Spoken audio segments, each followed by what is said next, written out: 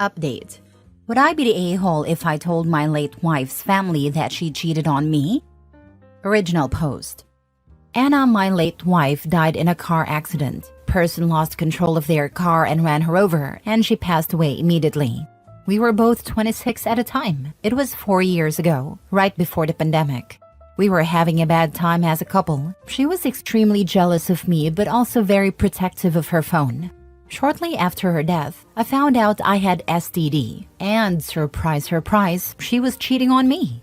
On the day she passed, a guy we went to college and was kind of friends with sent her messages, asking for pictures of their last encounter. And the way he talked, it seemed like it was recent, and it seemed that they talked often. I was able to get in her phone and laptop, as she didn't change her passwords because she would always ask to check my phone and I would ask for hers back. So I had a password. There wasn't much because she deleted everything or hid it very well, but the most recent messages, she obviously couldn't delete them. So everything that came after her death was still there. While looking for the pictures he asked for, I found pictures of her and him in a .rar deep in a random place at her work folders, at her laptop. In one of them, she had short hair, which she only had right after we got engaged. So she was with him for at least 3 years, out of our 6 years together. Also found pictures of 2 other guys, but I have no idea who they are. And there were no messages from either of them anywhere. I messaged a friend and told him that I knew, told him about the STD, and that I won't reveal it to anyone and want it to be kept as a secret forever. I asked him if anyone else knew, and he said that his ex knew but he would talk to her. I decided that for the sake of her parents and siblings, I would pretend she was a great person and let them have their beautiful memories with her. Anna's older brother Thomas, 34 male, is a good friend of mine to this day. I would even go as far to say we are best friends. After 2 years of my wife's passing, I was ready to date again. Thomas said that he knew the perfect girl for me, he just wanted me to be sure I was ready for something serious before introducing each other. It was his sister-in-law, Laura, 27 female. We knew each other only superficially but never really talked before our first date. I fell for her quick and hard. We started dating and about 3 months in, we were already telling each other I love yous, and I told her I was going to marry her. It has been a little less than 2 years. We are engaged and I have never been this happy. I told her all about my relationship with Anna.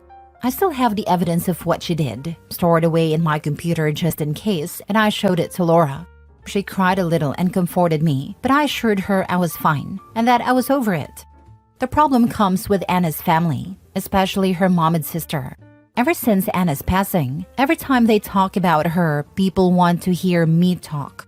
They ask me about her, try to include me in conversations about her. Anna was such a good cook, right OP? I loved when she and OP would banter. You remember OP? Stuff like this.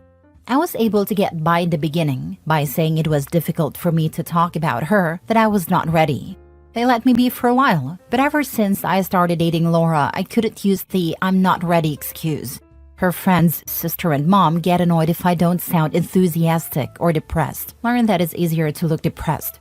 Also, if I talk about Anna in any way that isn't portraying her as an angel that came down to earth to bless us with her presence, I get side-eyed.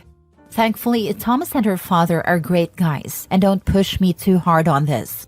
Her dad is always thankful that I attend their family gatherings, as we like to talk about our field of work. He always says he considers me a son. Her mom and sister, though, they get irritated if I try to dodge the topic of Anna. And his sister even said it out loud once that it's obvious that I didn't love Anna. She apologized after, but I mean, she isn't wrong. By the end, I didn't, and sure as heck don't now. Look, I'm over what happened. I don't feel hate for Anna anymore. I sometimes catch myself wishing she was alive, just so I didn't have to pretend anymore. But also because her death was a tragedy. A lot of people loved her. Her friends organized a reunion for her birthday, and those were incredibly hard. And even though I know her affair partner will be there, I go because I know how much she meant to those people. But this all started to get to me because it's affecting Laura. I can't say I love her in front of these people. I can't even hug her, and Anna's sister gets all moody. Her best friend stopped speaking to Laura. They were also friends. Anna's mom even came to us at Thomas' birthday party last week and asked us to stop dancing to respect her grief. She also contacted my mom and Laura's parents to say that she was incredibly disappointed that I proposed to Laura so soon, saying that we were moving too fast. It's been 4 years. Even if she wasn't a cheater, more than enough time has passed. I'm just over it, and I'm seriously considering telling all of them what happened, just to get the weight off my back. Would I be the a-hole if I did this? Now for the top comments before reading the update. Looks like Anna's family is still trying to control your life, even from the grave. Maybe it's time to let go of their expectations and focus on your own happiness with Laura. You deserve it. If Thomas is a good friend and your families are intertwined, perhaps he is the one to talk with. Let him see the evidence and hear the story. I would honestly stop caring about what her mom and sister think. Maybe tell her brother just to explain why you would be distancing yourself, and that's it. Not the a-hole. I think the brother is the route to go. Show him the evidence and distance from the mom and sister. You want to reveal the truth to alleviate your own burden, but deep down, this isn't just about truth. It's about reclaiming your narrative and the control you lost when Anna cheated on you. Her family unknowingly forces you to uphold a lie that erases your pain, forcing you to live with unresolved resentment. Your silence has served their idealized memory, but it's eating away at your sense of integrity, and that suppression bleeds into your new life with Laura. What you fear most is not their judgment. It's the risk of tarnishing the only connection you have left to the person you once thought you loved. Yet that version of Anna died long before her accident, and you're still grappling with that realization. You're searching for permission to let go, but you don't need it. Exposing the truth might give you momentary relief, but it will permanently alter relationships with people you still care about, like Thomas. The question isn't whether you'd be an a-hole, it's whether you're ready for the fallout of destroying the illusion that sustains Anna's family, and if that weight is worth lifting off your shoulders. Deep down, you're unsure if exposing the truth will really free you, or if it's just another attempt to escape the pain you haven't fully processed. This is the best advice OP is ever going to get. Since you are in a way marrying back into the family, do you really want to blow everything up? I mean, they're going to blow up everything once he does marry her. They're making comments about him not loving Anna and moving on too quickly. Those comments will never stop. It will become his and Laura's kids should have been Anna's, and on and on. Someone, OP or Laura, is going to snap when they aren't all allowed to celebrate milestones because of grief over Anna. Now for the update 2 months later. Hello again. Sorry for not replying to most of you. There were too many comments and I wasn't able to respond to many. Thank you so much for caring though. I had used Reddit for advice on a work-related issue in the past and it was helpful. I feel like it came through again. Only updating because I received so many DMs asking for it. And I hate when I read something and has no solution. And as I think there's no harm in doing it, here I am. Something that I want to add because I didn't feel it was relevant before, but seeing so many people saying so many mean things about Anna made me feel like it's relevant, just for some people to understand how I feel about her. Maybe it isn't relevant, but I feel like saying it and putting out there. Anna loved me. She really did. She wasn't some monster that wanted me to be miserable and make me a fool. I saw the way she talked about me to other people. She loved me. She was worried I would divorce her and was talking to people about how to turn around our marriage, how to put it back on track.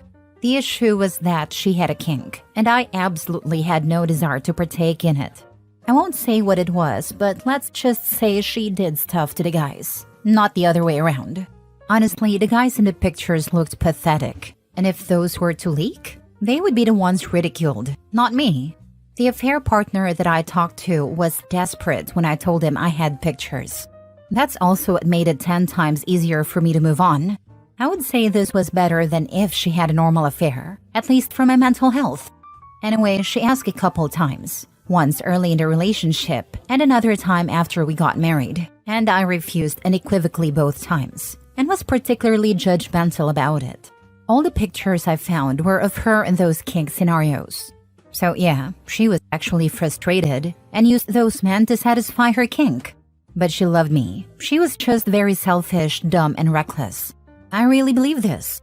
And I say all of this because she was a really terrible wife. She cheated on me for years because of a freaking kink. But she was not a terrible person. She was only a terrible partner. There is a reason so many people loved her so much. I went with my gut feeling of talking to Thomas. Seems like a lot of people came to the same conclusion that this was the best way to deal with this. Me and Laura went to his house and we talked to him and his wife, Laura's sister. I told them that I was only bringing this up now because mine and Laura's lives are being affected by the way people perceive me as Anna's husband. People want me to be a memory of her life, when in reality, being reminded that I was married to her felt like a gut punch and I'm at my limit.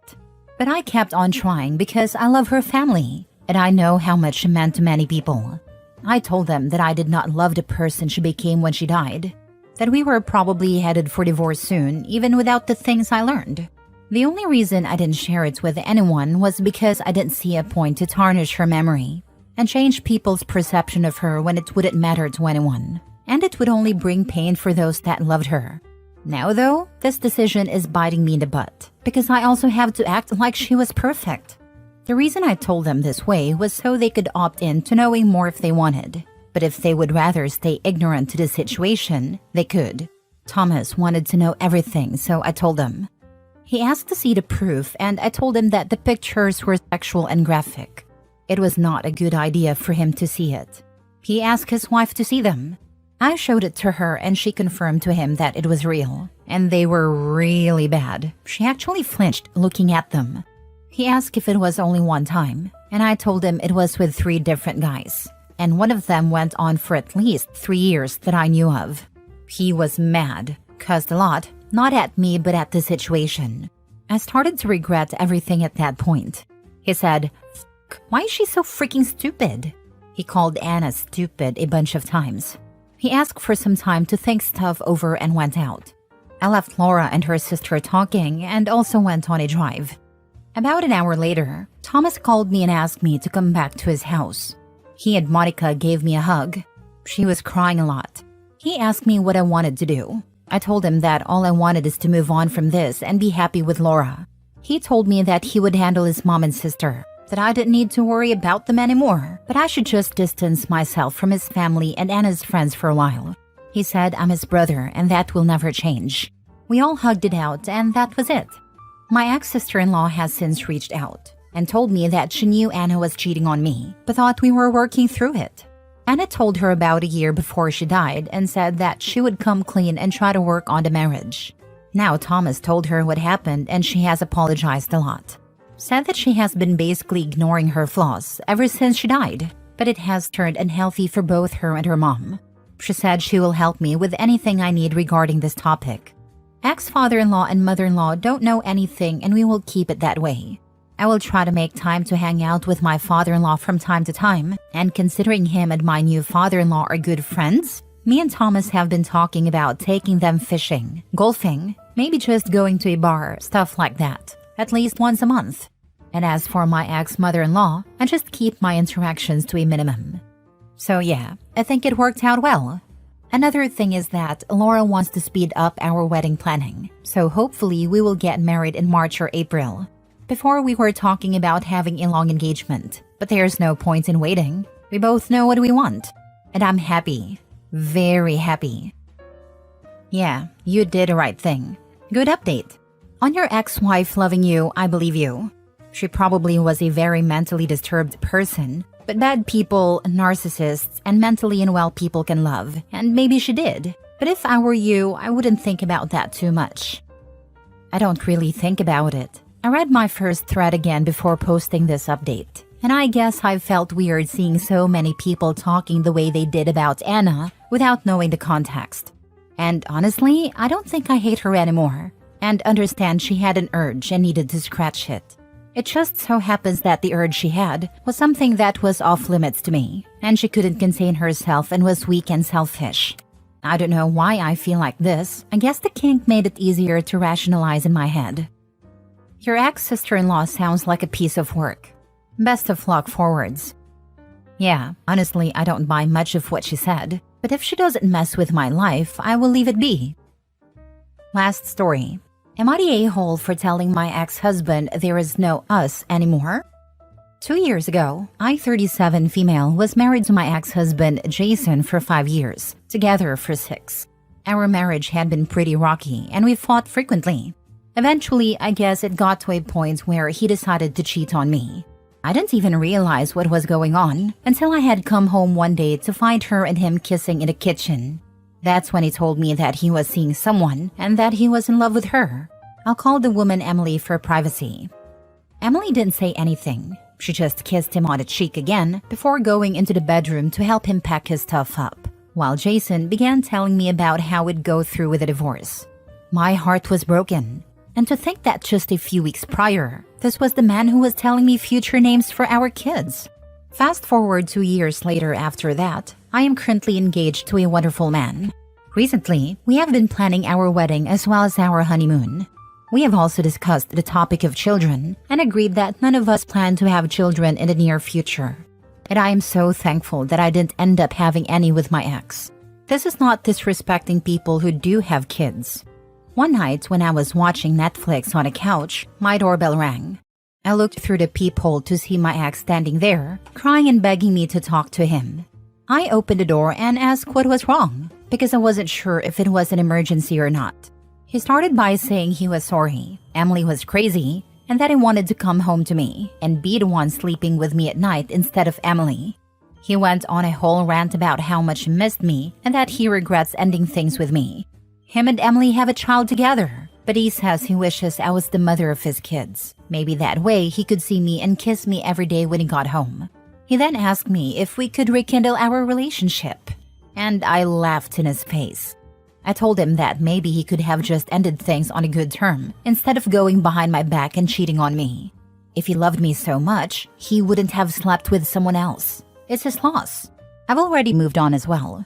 So even if he didn't cheat, I still would have said no. And then told him to leave or I would contact the authorities. He tried to bargain with me before just straight up telling me that he would simply just leave. Anyway, I'm currently laying back down on my couch again while writing this. I'm just a bit worried if I'm actually the a-hole here. What? You mean you didn't put your life in pause and wait around for that prize specimen of a fool? Not the a-hole. Continue being blissfully happy with your new partner and let the ex deal with the consequences of his stupidity. Not the a-hole. He made a choice to cheat on you with Emily and he likely cheated on her with someone else. The us you had is long gone. Good on you for standing your ground, but also asking if there was an emergency. I completely agree. He made his choice when he cheated, and now he can't just walk back into your life expecting everything to be the same. You did the right thing by standing firm and also showing concern for his well-being, OP. Not the a-hole. Personally, I'd message his lovely wife. Hey, just a little advice. Keep your crybaby husband on a tighter leash. I don't need him showing up at my door, crying and begging me back. I do not want to get police involved, but I will if you don't keep the man you desperately wanted in check. Thanks, and I appreciate it. But I'm petty and I'd like to cause drama for them both and let her know she won what she created. A cheat.